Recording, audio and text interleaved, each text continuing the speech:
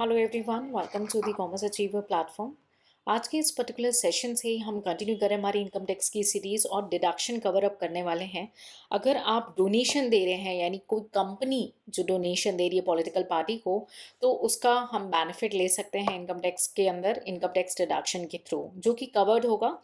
Deduction in respect of contribution which is given by company to the political party under section 80 GG। ठीक है। So complete series चल रही है income tax की, और आप इस सीरीज़ का मैक्सिमम बेनिफिट ले सकते हैं ताकि जो है आप अपनी फाइनेंशियल प्लानिंग को भी स्मार्टली जो है प्लान कर सकें। ठीक है, तो आज इस डिडक्शन को हम डिटेल में कवर अप करने वाले हैं। कंटेंट हिंदी इंग्लिश दोनों ही मीडियम में अवेलेबल है। तो सबसे पहले एसएससी कौन है, मैंने ऑलरेडी बताया, कंपनी। ठीक है। सो इंडियन कंपनी जो है उनको इसका बेनिफिट मिलेगा। This section provides for deduction of any sum, means किसी भी तरीके का जो भी सम हो, any sum contributed in the previous year by an Indian company to any political party or an electoral trust. However, no deduction shall be allowed in respect of any sum contributed by way of cash। यानी आप cash के form में contribution नहीं कर सकते हैं, किसी other mode में आप कंट्रीब्यूशन कर सकते हैं।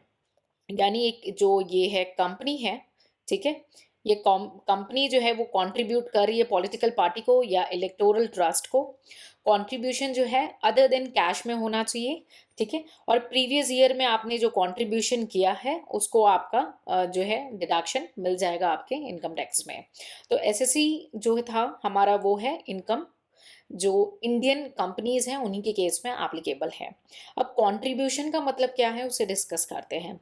तो कंट्रीब्यूशन जो इनकम टैक्स एक्ट में कवर्ड है उसे लिंक किया गया है section 293A of the companies act 1956। ठीक है, 1956 कंपनीज एक्ट में जो कंट्रीब्यूशन की मीनिंग बताई गई है वो सेम यहाँ पे अप्लाई होगी, उसे डिस्कस करते हैं।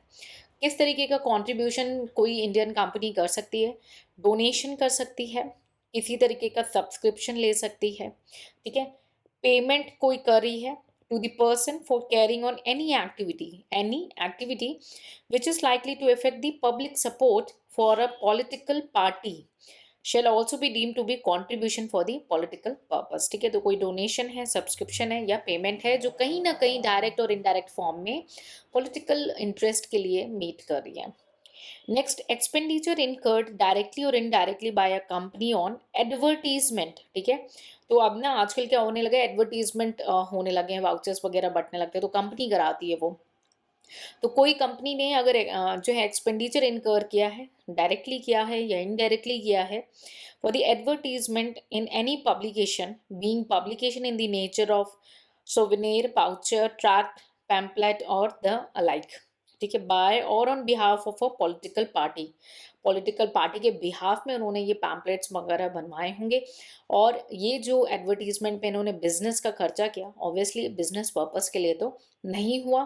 ठीक है, तो इसका एडवांटेज जो है, of its advantage shall be deem to be contribution to such political party or a contribution for political purpose to the person publishing it. ठीक है, तो ये बिजनेस नेचर का खर्चा नहीं हुआ।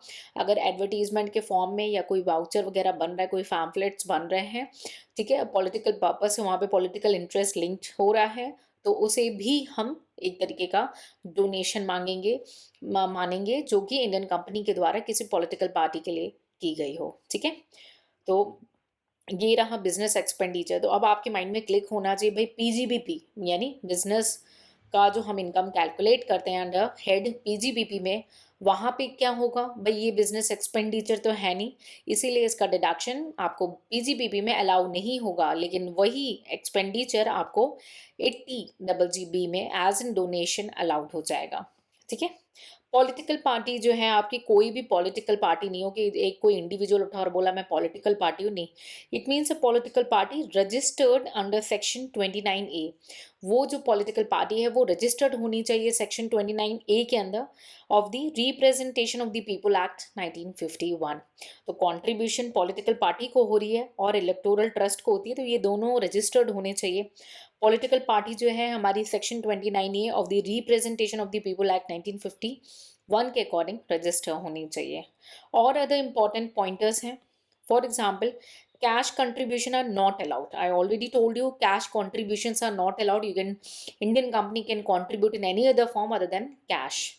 Under section 80GG, therefore the respective contribution to a political party must be made through other mode of payment such as check, demand draft or electoral transfer. There is no maximum applicable limit. तो हमने पूरे section में देखा कि इसने कोई maximum limit नहीं लगा कि कितना डिडक्शन देना है, तो 100% डिडक्शन मिल जाता है, हम इसे बोलते हैं.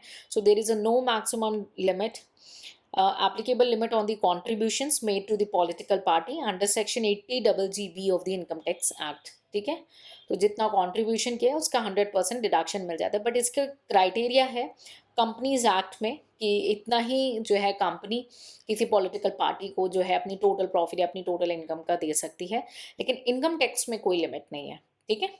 Next, a company is allowed to make a contribution to any number of political party that it wishes to support. अब ऐसा नहीं है कि एक ही पॉलिटिकल पार्टी को दे दिया तो उसी को डिडक्शन मिलेगा, नहीं. अगर कंपनी का इंटरेस्ट है 2-3 पॉलिटिकल पार्टी को कॉन्ट्री करना तो कोई बात नहीं, वो कर सकती है और उन सबका एक्यूमुलेट होके यानी एडअप होके आपका 80GG के अंदर फॉल करेगा और ये टोटल जो है आपका डिडक्शन के लिए एलिजिबल हो जाएगा 100%. ठीक है. All contributions made under section 80GG will be combined for the income tax deduction. ठीक है, तो सारे इंपॉर्टेंट पॉइंटर्स मेरी कोशिश रही है कि मैं यहाँ पे लिंक कर दूँ ताकि आपके फ्यूचर रिविजन्स के लिए भी ये आपको एक सारा compiled up at one place मिले. ठीक है. The political party that is receiving the donation, जो पॉलिटिकल पार्टी को डोनेशन मिल रहा है, must be duly registered under section 29A of the Representation of People Act of 1951 and the electoral trust receiving the donation, ठीक है, amount must be duly registered and recognized by the competent respective authorities. ठीक है. तो अगर Indian company political parties को donation दे रही है, किसी तरीके का कंट्रीब्यूशन कर रही है, काफ़ी ब्रॉड वर्ड यूज़ हुआ है कंट्रीब्यूशन, है ना. अब उसमें इन्होंने एडवर्टीजमेंट को भी कवर अप कर लिया है. ठीक है, कि एडवर्टीजमेंट फॉर्म में भी करे तो भाई वो बिजनेस एक्सपेंस नहीं है, वो एक तरीके का डोनेशन ही है. तो इंडियन कंपनी अगर कॉन्ट्रीब्यूशन करिए किसी पॉलिटिकल पार्टी को, प्रोवाइडेड वो अदर देन कैश मोड में होना चाहिए और पॉलिटिकल पार्टी या electoral trust registered and approved होने चाहिए. ठीक है. तो जो डिडक्शन है उसकी कोई लिमिट नहीं है, आपको जितना भी इंडियन कंपनी ने कंट्रीब्यूट किया है उसका 100% डिडक्शन अलाउड हो जाएगा. ठीक है. सो ये हमारा जो कंटेंट है हिंदी और इंग्लिश दोनों मीडियम में अवेलेबल है. बहुत सारे ऐसे रीडर्स आते हैं जिन्हें हिंदी में भी कंटेंट जो है रीडिंग के लिए रिक्वायरमेंट होती है, तो हम कंटेंट हिंदी में भी प्रोवाइड करते हैं, तो आप हिंदी में भी कंटेंट को रीड कर सकते हैं. आई बिलीव आपको एक्सप्लेनेशन तो टोटली क्लियर हो गई होगी और कोई भी आपको डाउट नहीं हो, क्योंकि मेरी कोशिश यही रहती है कि किसी भी सीरीज़ में अगर किसी ने इस वीडियो सेशन को पूरा सिंसियरली देखा है तो उनकी कोई क्वेरी अराइज नहीं होती. But still there are some cases कि आपकी कोई क्वेरी अगर होती है तो आप उसे कमेंट सेक्शन में पूछ करके क्लियर कर सकते हैं और उसे फर्दर डिस्कस कर सकते हैं. सो हमारे साथ जुड़े रहें, इन सीरीज़ का मैक्सिमम बेनिफिट लें. कॉमर्स एंड अकाउंटेंसी के सारे सब्जेक्ट्स को भी टाइम टू टाइम अपडेट भी करते हैं और इसे कवर अप भी करेंगे. मिलेंगे नेक्स्ट सेशन में, कुछ नया सीखेंगे. Till then take care, bye bye and जय हिंद.